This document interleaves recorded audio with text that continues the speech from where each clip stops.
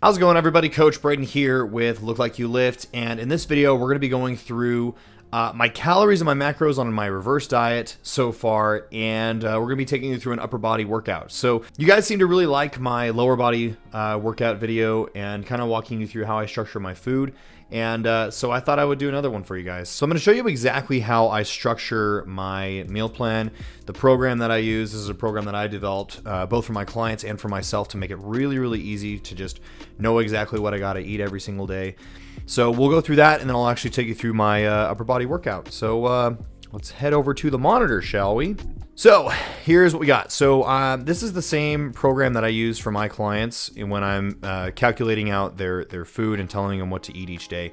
So I'm not a fan of like if it fits your macros or just tracking calories, because that alone is not very accurate. I'm a bigger fan of giving you foods and the quantities of foods to hit with each meal. So there's no kind of guesswork. You just plug and play, and we've already done the calories and the macros for those. So even if they're inaccurate, those food quantities are still the same every single day, and we can make very educated decisions and really hone in on making your progress very quickly. So anyway, this is what I'm using. So I'm currently at about 3,600 calories per day. I have about 205 grams of protein, 420 carbs, and 120 grams of fat. So I have my 2 days, training days and rest days. I haven't really manipulated carbs or calories. I'm not doing any kind of like calorie cycling. I just have different meals for different days, but the calories relatively stay the same. So what I do is, as you can see, I pretty much have everything just calculated out. I know what I need to eat each day. But what I basically do is, if we just take a look at this empty box right here, I pick a protein, I pick a carb, I pick a fat, I pick a digestion aid, I pick a veggie, and I pick a fruit for each meal. So I come in here and I choose which one I want. And then I put in the grams I want of it. And then, I pick a carb, so we could do, cereal if we wanted, 100 grams of cereal. And it basically, all the proteins, carbs, fats, and calories are calculated out for me. And then the total amounts for that meal are calculated out. And then it gives me the daily totals here at the bottom. And then I basically just make sure that it lines up with what I need per day. So that's really how I go about just choosing foods, both for my clients and for my own meals. This is a program that's been a long time in the making, but it's extremely helpful with making meal plans very streamlined for my clients. Very easy for them as well. So anyway, let's get into it. So for my training day and my rest day breakfasts, I have 150 grams of egg. No, I don't weigh out my egg. I just have 3 whole eggs. That's about 50 grams per egg. I have 70 grams of jasmine rice, 70 grams of sourdough bread. So the way that I do that is you can get these round loaves of bread, of sourdough bread, and so they're all the same shape and same weight, so it's 2 slices of those. 25 grams of butter, 100 grams of carrots, and 100 grams of orange. Again, I'm not necessarily weighing out my orange right now. I just know that 100 grams of orange is about a medium-sized orange. That's meal 1. Meal 2. So meal 2, this is actually where it gets a little different. So meal 2 on my training day is 200 grams of flank steak, 400 grams of potatoes, 100 grams of carrot, and another orange. My pre-workout meal is 100 grams of cooked chicken breasts, 70 grams of rice, and then I've actually been doing avocado oil instead of peanut butter, and I actually like that a lot better. It tastes really good. And then a 50 grams of cranberry juice. And then my post-workout meal is I do a scoop of protein powder, 100 grams of any cereal. I've pretty much figured out that all cereals kind of equate to about the same amount of calories and macros, as long as they're not like some sugary coated candy crap. It has to be an actual cereal. So what I use right now is Cocoa Pebbles, and then I do 100 grams of mixed berries with that. And then my pre-bed meal is probably my favorite meal. It's really good.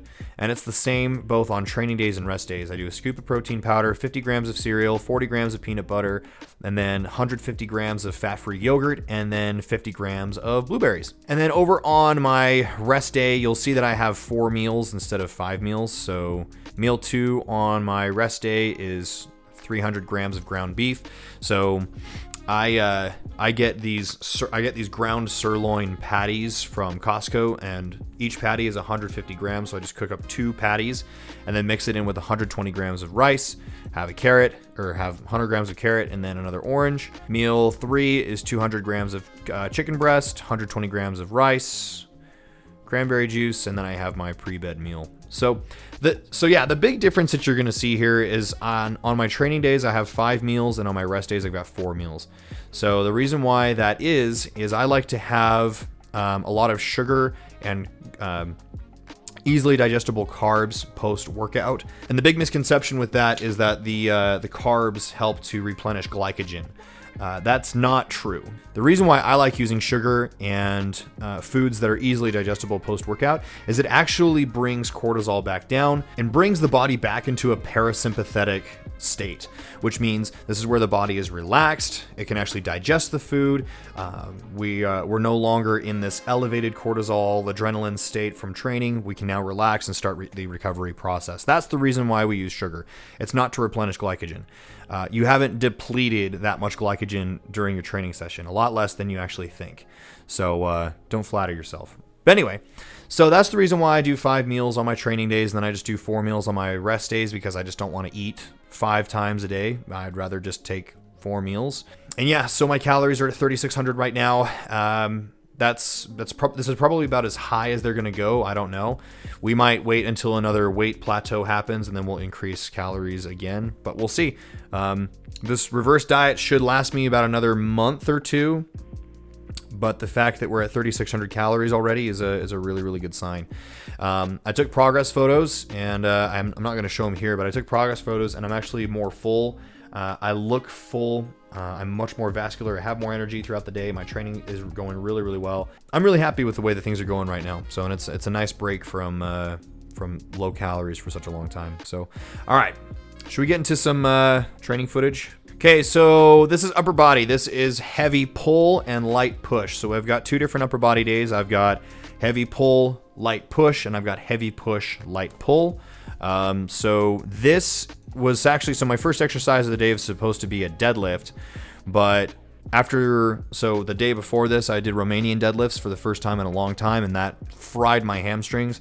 So I knew that I wasn't going to be able to do actual full deadlifts today. So instead, I did a lat only rack pull, and it's a lat only rack pull because the only primary mover in this movement is the lats, and contracting the lats and pulling the bar into the legs, and that's what makes you stand up. So in the traditional rack pull for like power lifters and strength athletes is you want to focus on the posterior chain and pushing into the floor and using the entirety of the back and glutes and hamstring area to move the weight. But with this, it's just the lats. It was a really fun exercise, but naturally you have to do a lot less weight because you only have a significantly smaller number of muscles doing the work here. So this was fun. This was my top set. Then we did a back off set. And then we moved into rack rows.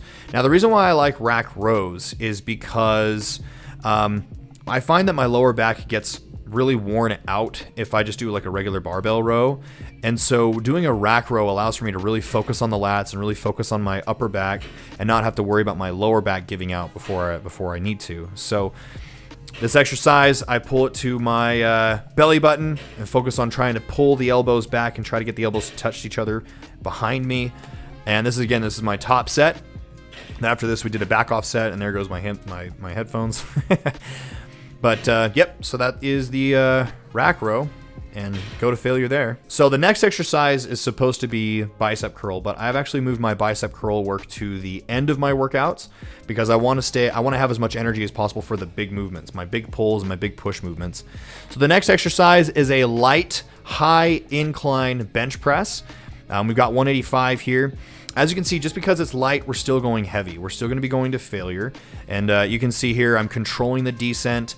I'm not actually bringing it down to touch my chest for this exercise. And the reason why I'm doing that is I noticed that I have some shoulder issues. And so if I bring it down to touch that chest, for some reason, that's where my shoulder starts giving me some problems.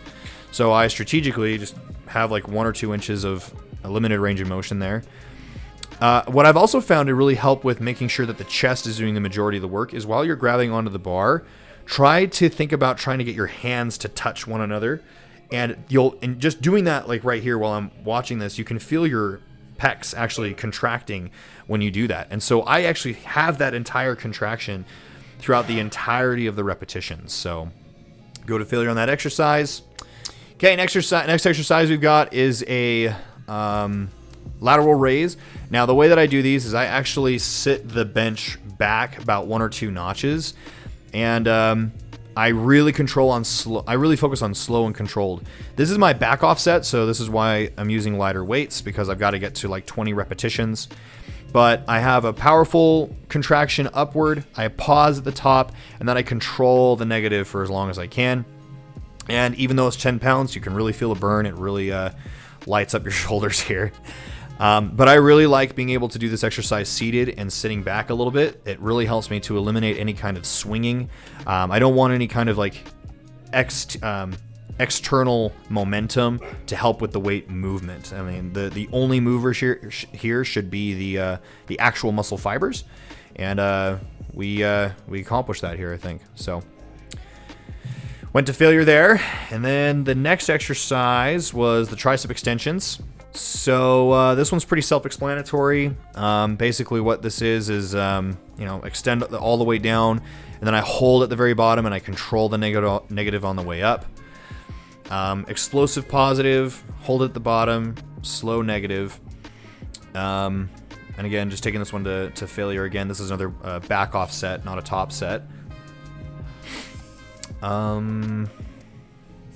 Now, one big thing that a lot of people kind of mess up when they're trying to do this is they subconsciously speed up their repetition tempos as they get more and more tired. But the biggest thing to remember while you're doing these is you have to control your tempo even when you want to quit, even when you want to go faster to get your set over with. The growth happens under controlled repetitions. The growth doesn't happen from just magically hitting a number of reps in your set. So you have to make sure that you're controlling every single rep. So last exercise is the barbell bicep curl, and we're going to spend some time on this one because there's a couple things I want to go over with you guys. So one big thing that I see a lot of people mess up on with their bicep curls is they swing their torso back when the set gets really, really hard. And what you'll see through this entire set is I focus on actually keeping my torso completely vertical the entire time. Again, that external force from leaning back is not benefiting you in any way with additional muscle growth. It's just stroking your ego. Another thing you're going to see here is I control the negative, and I make sure that negative is nice and slow, even on this exercise, even though it's extremely painful. And you'll notice that my elbow stays forward when I'm doing this bicep curl, because a lot of people, when they get to the top of the movement, they actually swing the elbow back and they kind of like leverage the weight down. And again, that completely defeats the purpose of the exercise, and you have no control of the bicep, and then you're missing out on a lot of growth with that bicep. So keep your elbow forward, control the negative all the way down, straighten the arm completely at the very bottom, don't lean back, quality over quantity here. So, and if that means use a lighter weight, so be it, okay? Because again, your muscle doesn't care the weight that you're using. The only thing that matters is tension, the tension on the muscle. So anyway, that is pretty much it. So that's my whole training session. That's my new diet, my new macros, and how I'm structuring those macros, and how the rest of my clients get to have their meal plans.